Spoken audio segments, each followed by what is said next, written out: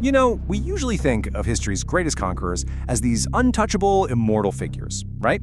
But today, in this explainer, we're looking at the epic rise and the honestly, shockingly chaotic collapse of a man literally known as the God King. 32. I mean, just think about that number for a second. Alexander of Macedon built an empire stretching all the way from Greece to India, and yet his life was cut unbelievably short at the age of just 32.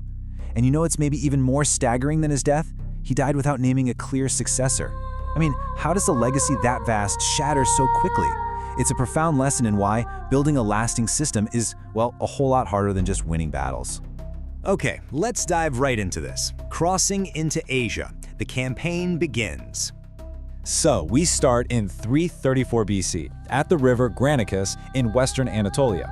Picture this, the energy is absolutely electric. Persian arrows are just raining down into the water, and Alexander is charging the enemy line himself. And get this, he was only 21 years old at the time. Seriously, at an age where most of us are just kind of figuring out our path in life, he was nearly killed right there in the river by a brutal axe blow. He literally only survived because one of his companions stepped in at the very last second to cut down his attacker. Now, he didn't cross into Asia alone, of course. He commanded an army of 35,000 men. But, he was also carrying something way heavier, his father's ambition. His target was nothing less than the Persian Empire, which was absolutely the largest empire the world had ever seen up to that point. And his momentum? It was instantaneous. The Persian satraps fell and the city of Sardis surrendered without even putting up a fight. Which brings us to our next chapter, the fall of Darius, Clash of Kings. This showdown at Issus is just a brilliant illustration of the completely contrasting leadership styles between these two men. So you have King Darius III commanding a force many, many times larger than Alexander's. But what does Alexander do? He attacks anyway. He drives straight at the center of the Persian line. And Darius actually panics. He flees the field, completely abandoning his own mother, his wife, and his daughters right there in his tent. Alexander, on the flip side, treats the royal captives with this very deliberate public courtesy.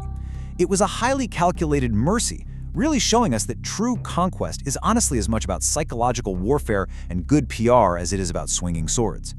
Let's track this timeline really quickly to see how this all builds over just a few short years. In 334 BC, we've got the crossing at Granicus. By 332 BC, his momentum is practically unstoppable. I mean, Egypt just opens its gates and surrenders without a fight, and the priests literally crown him pharaoh. While he's out there in the desert, he pays a secret visit to the oracle at Siwa. And here's the crazy part. Whatever the priest tells him there, he never fully repeats to anyone. Keep a secret, right? Anyway, the timeline pushes us to 331 BC, where the two kings meet once again at Gaugamela. This battle, located near modern-day Mosul, is just an absolute masterclass in military tactics.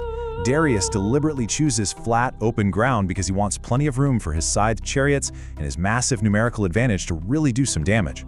Alexander, though, he studies the battlefield for a full day before engaging. When the armies finally do clash, Alexander drives a wedge right through a gap in the Persian line and charges directly at Darius. And what do you know? The Persian king breaks and runs for a second time. Darius's retreat plunges the whole campaign into a much darker phase, burning the empire, pushing the limits. The sheer tragic irony of this situation is just staggering. So Darius is utterly humiliated by his retreat, and his own officers turn on him. A Persian satrap named Bessus actually murders Darius to claim the throne for himself. When Alexander finally catches up, he finds Darius's body abandoned in a wagon, and get this, it's still warm. In a stunning move, Alexander orders a full king's funeral for his defeated enemy, and then he spends the next 2 grueling years violently chasing Bessus across mountains and deserts that most of his Greek soldiers literally didn't even know existed. Because the thing is, nobody back in Macedon understood just how far their king intended to go. Look at this rapid, almost unstoppable succession of conquests. Step 1, Babylon falls. Step 2, Susa falls. Step 3, Persepolis, the absolute ceremonial heart of the entire Persian Empire, falls too. And Alexander, he burns it to the ground. Now, some people at the time said it happened in a reckless, drunken moment, while others argued it was a highly calculated message. But honestly, either way, the empire was ablaze. He keeps pushing further into the Hindu Kush and India, until this unstoppable narrative hits a massive brick wall. The men say no, the breaking point. 8. After 8 relentless years of continuous marching, literally thousands of miles away from their homes, the men reach their absolute breaking point. At the river-high fosses, they just flat out refuse to go any further. They're done. Just picture this deeply human and honestly kind of jarring image. You have the greatest conqueror the world has ever seen, absolutely furious that his army won't march, spending 3 full days just sulking in his tent. I mean, wow! But he finally concedes. He agrees to turn back. But turning back comes with a horrific price. The route he chooses is the deadly retreat through the Gedrosian Desert. And the tragic irony here, this grueling desert march ends up killing way more of his own soldiers than any battle he'd ever fought. Just devastating. This shifts the story into a much more somber tone as we arrive at Death in Babylon, the final days. So after surviving brutal battles, assassination attempts, and deadly deserts, he falls mysteriously ill in 323 BC following a long night of heavy drinking. For 12 agonizing days, Alexander is just consumed by a severe fever. As his condition steadily worsens, his desperate generals gather around his bed, practically begging to know who should inherit this massive, unprecedented empire. And when asked who should inherit it all, history leaves us with a gaping void. As the accounts tell us, accounts differ on what he said, if he said anything at all. The man who built a sprawling empire from Greece all the way to India passes away, leaving behind absolutely no clear successor. Without a clear voice to guide them, we enter our final chapter, a shattered legacy. The empire fractures. His generals immediately carve the empire into pieces, fighting these brutal conflicts that end up spanning decades. And in perhaps the ultimate indignity for a god king, even his own remains are not allowed to rest in peace. Alexander's body becomes a literal prize of war, stolen while en route to its burial. To this very day, its final resting place remains entirely unconfirmed. Crazy, right?